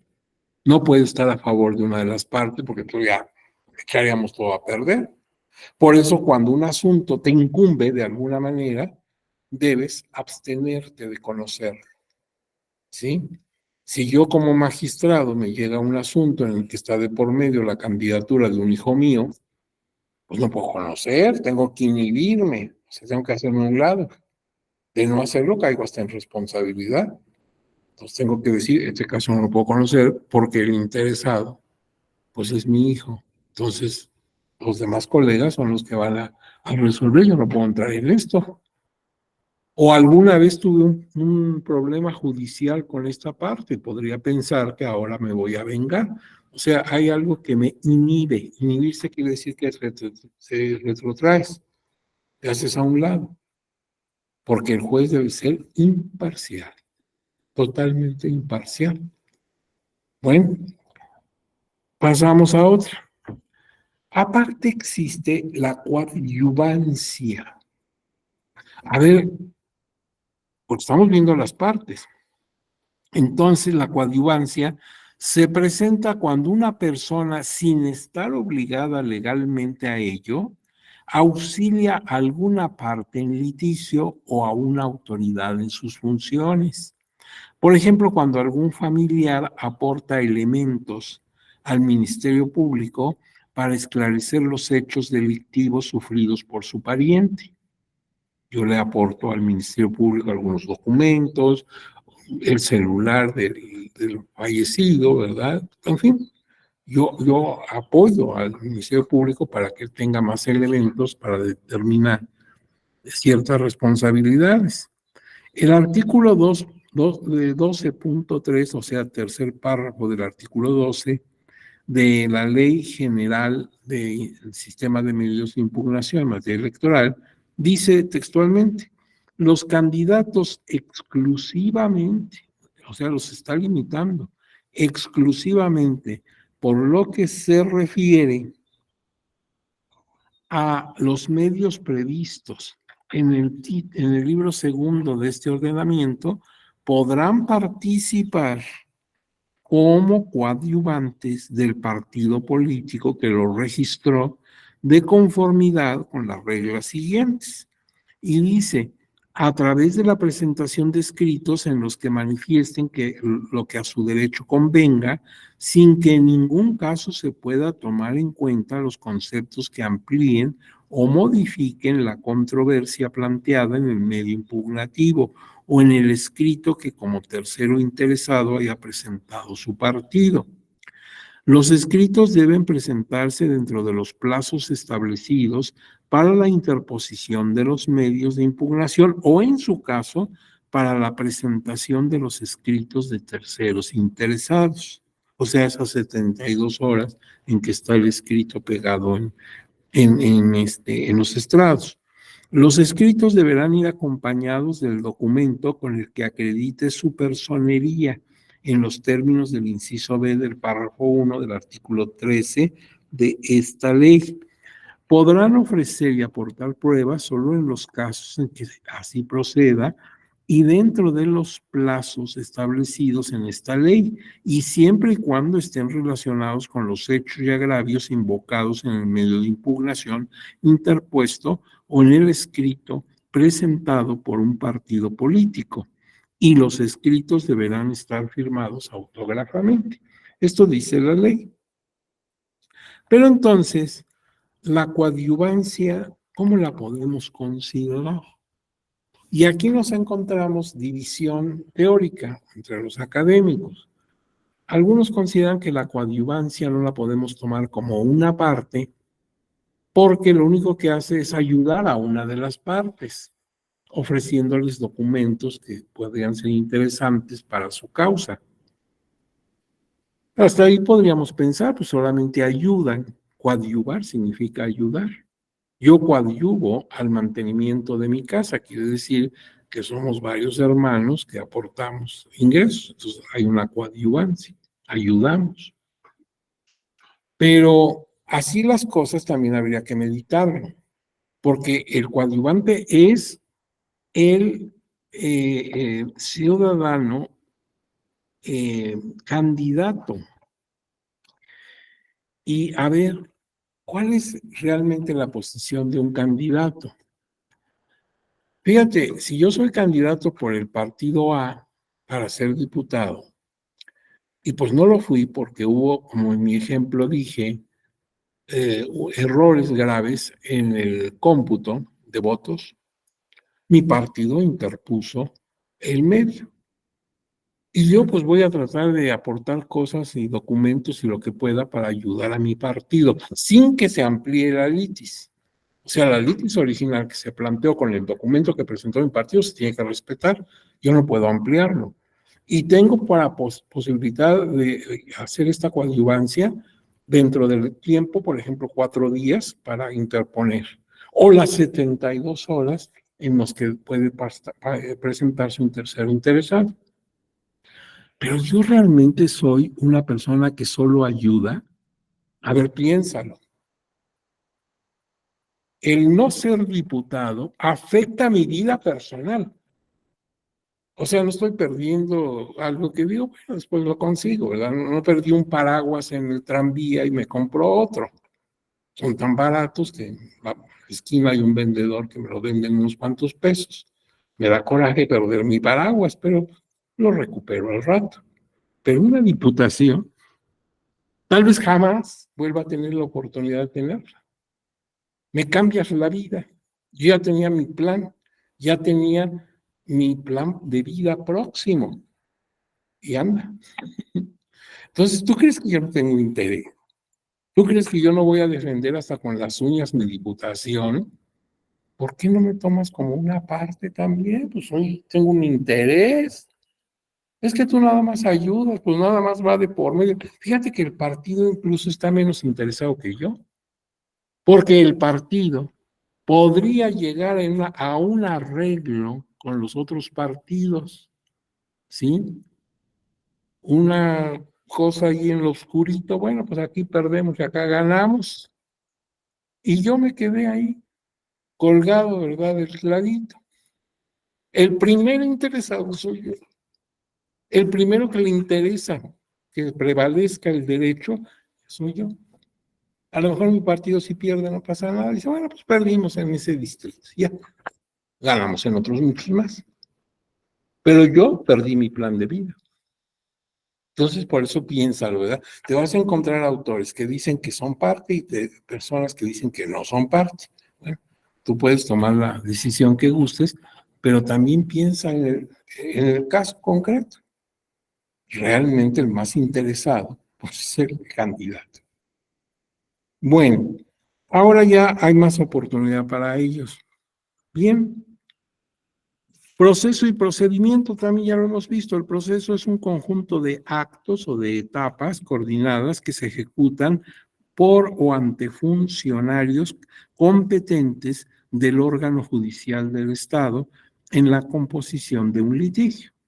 Entonces son etapas para que llegues al momento en que el órgano de justicia, en nuestro caso el tribunal, en la sala que corresponda, decida tu situación. Y en cambio el procedimiento es una coordinación de actos en marcha relacionados o ligados entre sí por la unidad del efecto jurídico final, que puede ser el de un proceso, el de una fase o fragmento suyo. Esto lo está diciendo José Ovalle Favela, jurista del que ya hablamos, jurista mexicano. Pues en realidad es mucho complicarse la vida. Procedimientos son requisitos que hay que cubrir en cada una de las etapas. Por eso tenemos un código de procedimientos civiles. En un proceso civil hay que cumplir con estos requisitos. Unos son de fondo y otros son de forma. Entonces, el proceso son las etapas. Tú puedes preguntar en qué etapa va el proceso. Pues está ahorita en la etapa de desahogo de pruebas. Uy, pues todavía falta un poquito para que se resuelva. Está en la etapa de alegatos. Bueno, está en alguna... No, ya está en la etapa de resolución. ¿Sí? El proyecto de resolución ya está saliendo y en cualquier momento lo ponen a consideración del Pleno. Pues ya estamos a punto de que se resuelva. En cambio, el procedimiento son los requisitos, unos de fondo y otros de forma, que hay que cubrir en cada una de las etapas. ¿Cómo se debe tener una sentencia? ¿Qué requisitos debe cumplir la sentencia? Bien. Ahora, Derecho procesal general. Eso también lo vimos, que es un proceso en general de cualquier materia, incluyendo la electoral. Es un conjunto de normas y principios jurídicos que regulan el proceso jurisdiccional y la actividad de los órganos del Estado que intervienen en el mismo. Aquí tú observas que se está definiendo con la propia palabra, procesal o proceso. Pero aquí se ha querido insistir en que se trata de un proceso de jurisdicción, no de administrativo. Bueno, también es discutible porque en la Ley General del Sistema de Medios de Impugnación tenemos un recurso de revisión que es administrativo y no es el único que resuelve el INE. Ustedes también aquí en este diplomado van a ver otros medios impugnativos que no están en la Ley General del Sistema de Medios, sino están en la Ley General de Instituciones y Procedimientos Electorales, y que lo resuelve el Instituto Nacional Electoral o el OPLE correspondiente, el Organismo Público Electoral del Estado de Oaxaca, por ejemplo. Pero no me meto en eso porque esto es muy complejo, eso es un tema específico de este diplomado, los recursos administrativos que resuelve el Instituto Nacional Electoral y los que resuelven los OPLES. En cuanto al objeto del derecho procesal general, resolver las controversias que se susciten entre las partes aplicando los preceptos jurídicos vigentes. ¿Está bien? Ahora vamos a ver algunos fundamentos del derecho procesal electoral. El concepto de derecho procesal electoral es un conjunto de normas y principios jurídicos que regulan los procedimientos contenciosos electorales y la actividad de los órganos del Estado que intervienen en el mismo. Su objeto, resolver mediante la aplicación del derecho los conflictos o controversias jurídicas relacionadas con el procedimiento electoral o con el proceso electoral, calificados por la pretensión del actor y la resistencia de la autoridad responsable. Si tenemos que ver qué normatividad tiene el proceso electoral judicial, cuáles son sus fuentes normativas, pues tenemos en primer lugar la Constitución Política de los Estados Unidos Mexicanos, sobre todo sus artículos 41, donde dice se va a crear un sistema de medios de impugnación, el 41 en su última parte. También tenemos el artículo 99, donde están la estructura, los fundamentos y funciones del Tribunal Electoral del Poder Judicial de la Federación. Entonces hay que consultar la Constitución de los Estados Unidos Mexicanos. También tratados internacionales sobre la materia electoral que el Estado mexicano ha firmado y ratificado, consecuentemente forman parte del sistema jurídico mexicano. Y, de acuerdo con la propia Constitución, forman el bloque constitucional. La Ley General de Instituciones y Procedimientos Electorales, en que hemos citado aquí en muchas ocasiones. La Ley Orgánica del Poder Judicial de la Federación, porque el tribunal forma parte del Poder Judicial de la Federación.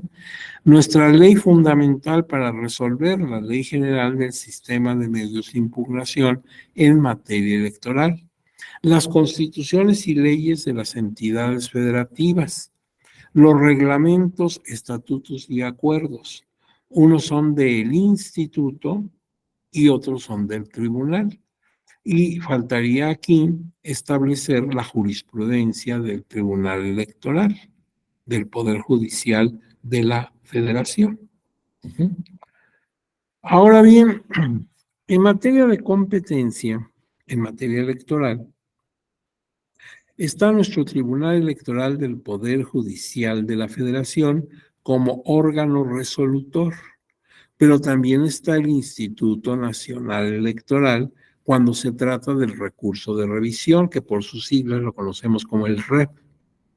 Bueno, ahora el tribunal se compone de una sala superior Esa sala superior es el órgano cúpula del tribunal, la autoridad más elevada, más encumbrada del tribunal, y la última palabra en materia de justicia electoral. Conoce y resuelve todas estas cosas que aparecen en el recuadro de al lado.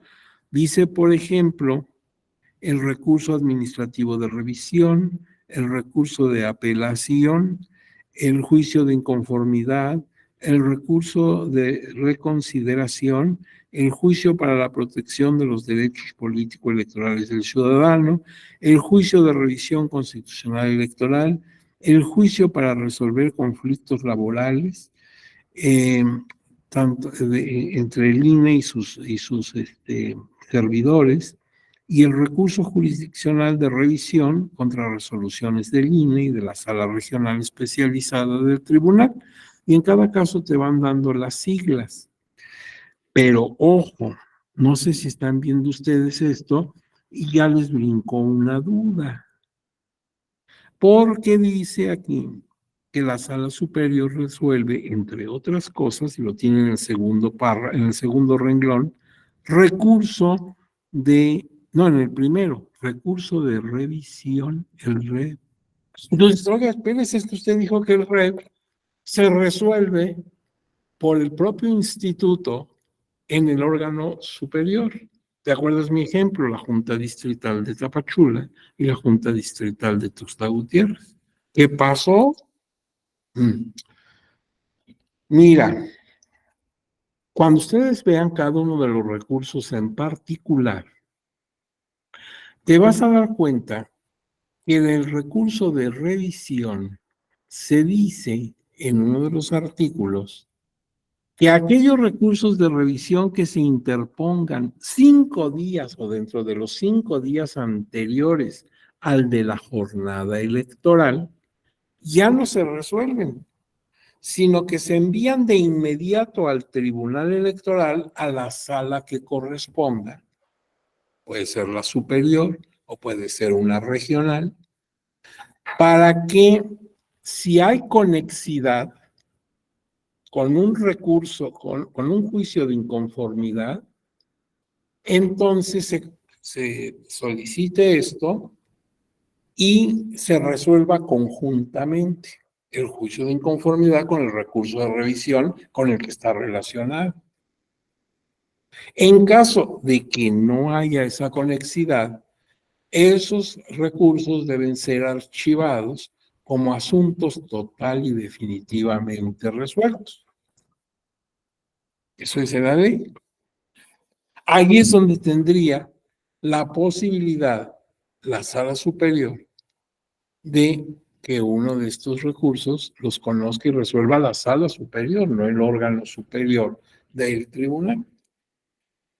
Pero, ¿en qué caso sería? En el caso de una elección de presidente de la República, porque la presidencia de la República se va directo, en única instancia, a la sala superior. Entonces, si hay un recurso de revisión de esos de los 5 días, se le manda a la sala superior por si hay alguna conexidad, si están relacionados con algún juicio de inconformidad.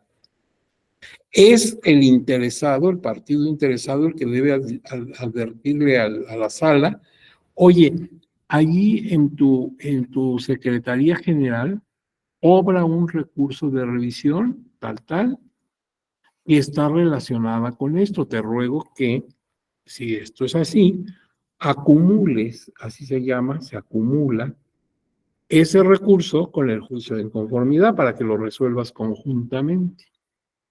Claro, la sala tendrá que ver si de veras está relacionado o no lo está. Tú dices que está relacionado, vamos a ver si es cierto. En caso que tengas razón, se va a resolver conjuntamente.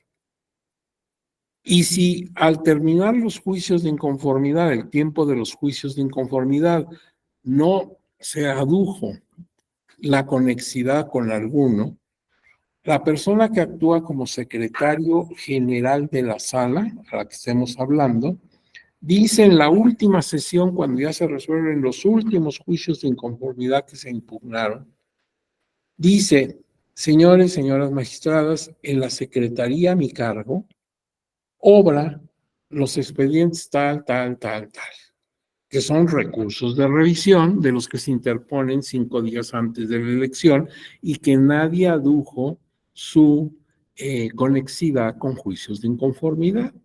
A su disposición, señores del presidio. Lo que van a contestar ellos, pues, de acuerdo con el artículo tal más cual, archívalos como asuntos definitivamente concluidos. Sin embargo, hay una jurisprudencia del propio tribunal que manifiesta que serán archivados solamente que no afecten de manera esencial los intereses de la parte que interpuso, porque a lo mejor no se relaciona, pero sí hay que darle satisfacción. Por ejemplo, en un juicio de revisión se quejaba quien lo interpuso de que en una sesión de trabajo que tuvieron en su órgano dentro del instituto, no se le entregaron copias de lo actuado. Se levantó un acta, pero a él no le dieron copia. Entonces está inconforme y dice, yo quiero que me entreguen la copia de la junta fulanita tal día. Pero como fue de los 5 días, se fue en ese grupo de recursos de revisión. Y pues no tiene ninguna relación con lo que ocurrió el día de la jornada electoral y actos posteriores. Entonces sería una injusticia decir, pues archívenlo, y el señor se quedó sin su copia. No, en este caso, al ver que se trata de eso, sí vamos a conocer el asunto, por qué no le dieron su copia, y vamos a ordenar, claro, si se comprueba, pues que le den su copia. Entonces no es así nada más a rajatabla, ¿verdad? Todos ya se archivan porque ya no sirvieron. No, hay que ver uno por uno de qué trata, porque a lo mejor trata asunto que sí afecta, pero que no tiene nada que ver con juicios de inconformidad, en cuyo caso ese no se archiva, ese se resuelve. Sí se comprende, tiene lógica. La ley dice se archiva, punto. La jurisprudencia dice no, espérate, vamos a ver de qué trata ese juicio, ese recurso, porque a lo mejor sí lo tenemos que resolver. Y fíjate una cosa, esos recursos de revisión llegó hasta allá porque se estaba impugnando en el juicio de inconformidad la elección de presidente de los Estados Unidos, mexicanos. Por ejemplo, yo observé que la casa donde se efectuó el cómputo, es decir, la jornada electoral y el cómputo de casilla, pues cuando se determinó que ahí fuera, era una casa particular. Pero resulta que en el transcurso de que se determinó que ahí estaría instalada la casilla fulana y el momento de la jornada electoral, esa casa la compró uno de los candidatos. Estaba en su derecho de comprar esa casa. Entonces ahí ya no se podría haber establecido la casilla. Ya está prohibido eso. Yo les advertí, oye, esta casa ya es propiedad del candidato fulanito. Pero como era de los 5 días, lo mandaron todo para allá, ya no le hicieron caso. Y ahora, yo en mi juicio de inconformidad digo que en esa casilla ocurrieron barbaridad y media, una serie de actividades completamente irregulares. Entonces yo le digo a la sala superior, oye, yo advertía en mi recurso de revisión que no era el lugar apropiado. Y ahora, ven, te estoy diciendo todas las irregularidades que ocurrieron en esa casilla. Te ruego que veas la conexidad, acumules y resuelvas en bloque. Al resolver juicio de inconformidad, resuelves de paso el recurso. La sala tendría que tomar el expediente, acumularlo, en caso de que viera que sí hay conexidad. Si no la hubiera, por alguna razón me contestaría, no se pudo, se consideró adecuado acumular por ABCD, pero me tiene que dar razones. O sí, tenías toda la razón, por eso se acumuló y ahora estamos resolviendo así. Y así como le toca a la sala superior en una resolución de elección presidencial, porque la ley dice que en ese caso solo la sala superior, pues así también las salas regionales, obviamente les toca la revisión cuando no se trata de elección de presidente, sino por ejemplo de diputado. Por eso donde están las salas regionales está el recurso de revisión otra vez, es de esos 5 días de los que se interpusieron 5 días antes de la elección, y está recurso de apelación, juicio de inconformidad, juicio para la protección de los derechos políticos electorales del ciudadano, juicio de revisión constitucional electoral, juicio para resolver problemas laborales entre el INE y sus servidores. Ahora, muchos de estos se repiten, pero ahí sería la competencia en razón territorial y de materia. Porque, por ejemplo, en la revisión constitucional, si se trata de impugnar la elección de gobernador, gobernadora de Oaxaca, pues a la superior. Si se trata de la presidencia municipal de Nicolás Romero en el Estado de México, pues entonces la sala regional Toluca.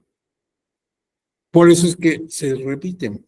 Naturalmente, con una persona que no conozca todos estos asuntos, dice, oye, pues, ¿cómo que conocen los dos? No conocen los dos. Depende ahí de la materia de la que estés hablando. No es lo mismo la elección del gobernador de Oaxaca que la elección del presidente municipal de Villa Nicolás Romero en el Estado de México.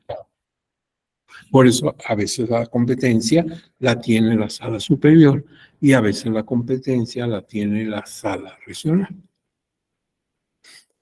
Como ven, las cosas se van complicando, ¿verdad? Tan sencillo que era al principio y ahora ya hay, pues, asegúnes, como dicen las personas de nuestro pueblo, ¿verdad? No todo es blanco y negro así tajante. Ahora bien, vamos a ver legitimación y personería. Tribunal Electoral, en el Poder Judicial de la Federación, la Sala Regional Especializada resuelve procedimiento especial sancionador, entre otras cosas, el PES, que le llamamos por sus siglas, pero resuelve, pues en general, procedimientos sancionadores, administrativos sancionadores. Esto de la Sala Regional Especializada se debe ver en otro tema de tu diplomado, cuando se estudia todo el tribunal con su composición y qué hace cada sala y demás. Ahorita nada más es una referencia por si alguien vio que no se había hablado de la sala regional. Bueno, la legitimación es una condición jurídica que tiene una persona para poder formular una demanda o pretensión o contradecirla, si es el demandado, claro, por ser sujeto activo o pasivo en una relación de derecho que se alega en juicio, por ejemplo, un partido político. Y la personería es la facultad de poder actuar en el proceso como actor o como demandado, como tercero interesado o como representante de estos, por ejemplo, el representante de un partido político. Tener legitimación es que yo tengo el derecho, la atribución de entrar en un proceso judicial, ya sea como actor o como demandado, porque tengo interés jurídico, porque a lo que ahí se decida por parte del juez me afecta, para bien o para mal. Me otorga un derecho o me quita un derecho. Tengo interés jurídico, mi esfera jurídica, mi esfera de derechos se va a ver vulnerada para bien o para mal con la resolución que haya en ese juicio, en ese proceso, para ser más exactos. Y la personería es la demostración, la prueba evidente de que puedo directamente actuar. Por eso yo digo, el partido político A, ¿sí?, viene a interponer este juicio de inconformidad por las irregularidades que supuestamente ocurrieron el día de la jornada electoral en las casillas A, B, C, D. Y yo soy el representante del partido. Entonces, claro, la legitimación consiste en que el partido, si es un partido político, está registrado como partido político nacional. Consecuentemente, tiene interés jurídico. Tú te ostentas como representante, tu personería. ¿Dónde está el documento que acredite que tú eres representante? No vayas a ser un señor que no tiene nada que ver con el partido. Entonces, demuéstrame y ya veremos en el curso del diplomado con qué documentos puedes acreditar que tú eres el representante del partido. De lo contrario, no tenías interés jurídico y no puedes participar. Te estás usurpando un cargo que no tienes. La personería es como tú vas a demostrar que tienes legitimación, que eres el que debe actuar, el que debe promover, el que debe presentar el escrito. Fíjate que mal se dice, yo creo que ustedes lo han escuchado muchas veces, que me dicen en cualquier tribunal, no en lo electoral, en cualquiera, me dicen acredite su personalidad. ¡Qué horror! Eso es un error garrafal. No permitas que te digan eso. Personalidad consiste en tener derechos y obligaciones. ¿Sí? Acuérdate de Hans Kelsen, el famoso jurista Hans Kelsen, que decía, tener personalidad consiste en ser el centro de imputación, o sea, que te imputen, que digan de ti derechos y obligaciones. Entonces, en el día que corre, todo ser humano tiene personalidad. En tiempos de la esclavitud, no. Un esclavo pues, era un ser humano, pero era una cosa. Se podía comprar y vender, igual que se pueden comprar y vender estas gafas. No tenía personalidad el esclavo. Los romanos decían de él, es una res, o sea, una cosa parlante, o sea, una cosa que habla, como tu perico. Así consideraban ellos a los esclavos. Era una cosa, no era una persona. Pero hoy, todo ser humano es persona. No importa si es blanco, amarillo, rojo o verde con bolitas verdes. No importa si es alto o bajo, si es católico o ateo, si es mexicano o extranjero, si es hombre, mujer o tiene otra situación sexual. No importa, todo ser humano es persona. Entonces, cuando tú me dices, acredite su personalidad, pues, ¿qué quieres? ¿Que te dé una vueltecita o cómo? Digo, aunque parezco ropero, soy un ser humano. Lo que tú me vas a pedir es personería. Ah, eso es otra cosa.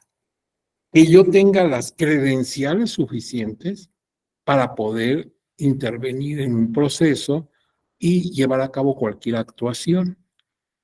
A que vea yo el expediente, a que yo pueda ser notificado, en fin, a que actúe, ya como actor verdaderamente o como demandado.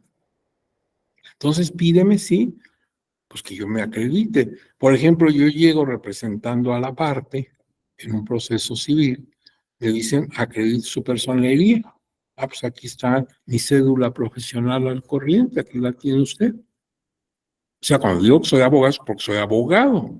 Entonces, y aquí tiene usted la demanda donde dice, autorizo al doctor Pérez de los Reyes para conocer y recibir notificaciones.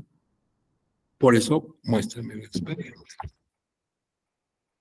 Entonces, no me pidas mi personalidad porque soy persona. Me estás ofendiendo cuando me dices acredita su personalidad. No, acredita tu personería. Eso sí. ¿Sí? Imagínate que yo vengo a demandar el divorcio de Marisela y Roberto. Y me dicen, ¿usted es Roberto? No.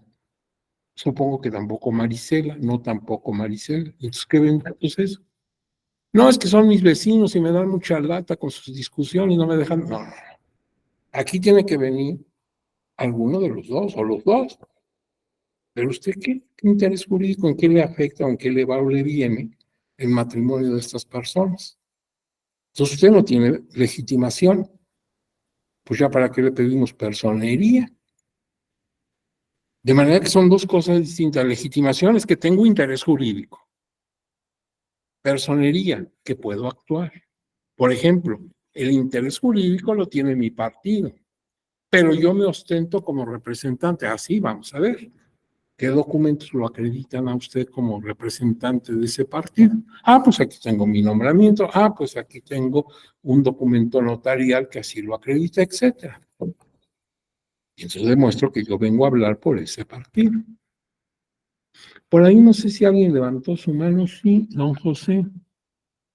Sí, es lo que iba a comentar, que cuando a final de cuentas, cuando en ocasiones uno es representante de algún partido ante el OPLE, a final de cuentas, de ese momento ya tiene uno la personalidad, a final de cuentas, para promover cualquier situación, cualquier incidente que se presente durante la jornada laboral, la jornada electoral, o cuando al finalizar también se termine la votación y todo. Tiene usted que acreditarlo, ¿verdad? Porque si no, pues cualquiera se metería ahí diciendo, según el representante. Hay que tener muchísimo cuidado en eso, ¿sí? Pero lo que sí me puedes exigir es mi personería. Eso sí lo entiendo. Así como demuestro que yo debo estar ahí. Ah, pues mira, yo soy representante del partido, aquí está mi nombramiento, incluso está registrado en el instituto. El partido dijo, los representantes míos en casilla son Juanito, Pedrito, Rosita, y con números y folios y demás. Ah, pues yo soy Rosita, no, yo soy Pablo. Ya está acreditado. Pero pídeme personería, no personalidad, no me ofendas. Pues que me ves cara de gorila o qué.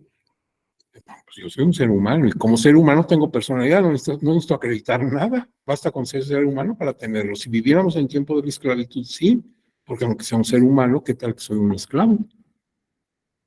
Pero ya esos tiempos ya se fueron. Todo ser humano tiene personalidad. Bueno, pero ya faltan menos de 10 minutos y yo creo que ustedes ya están muy tristes.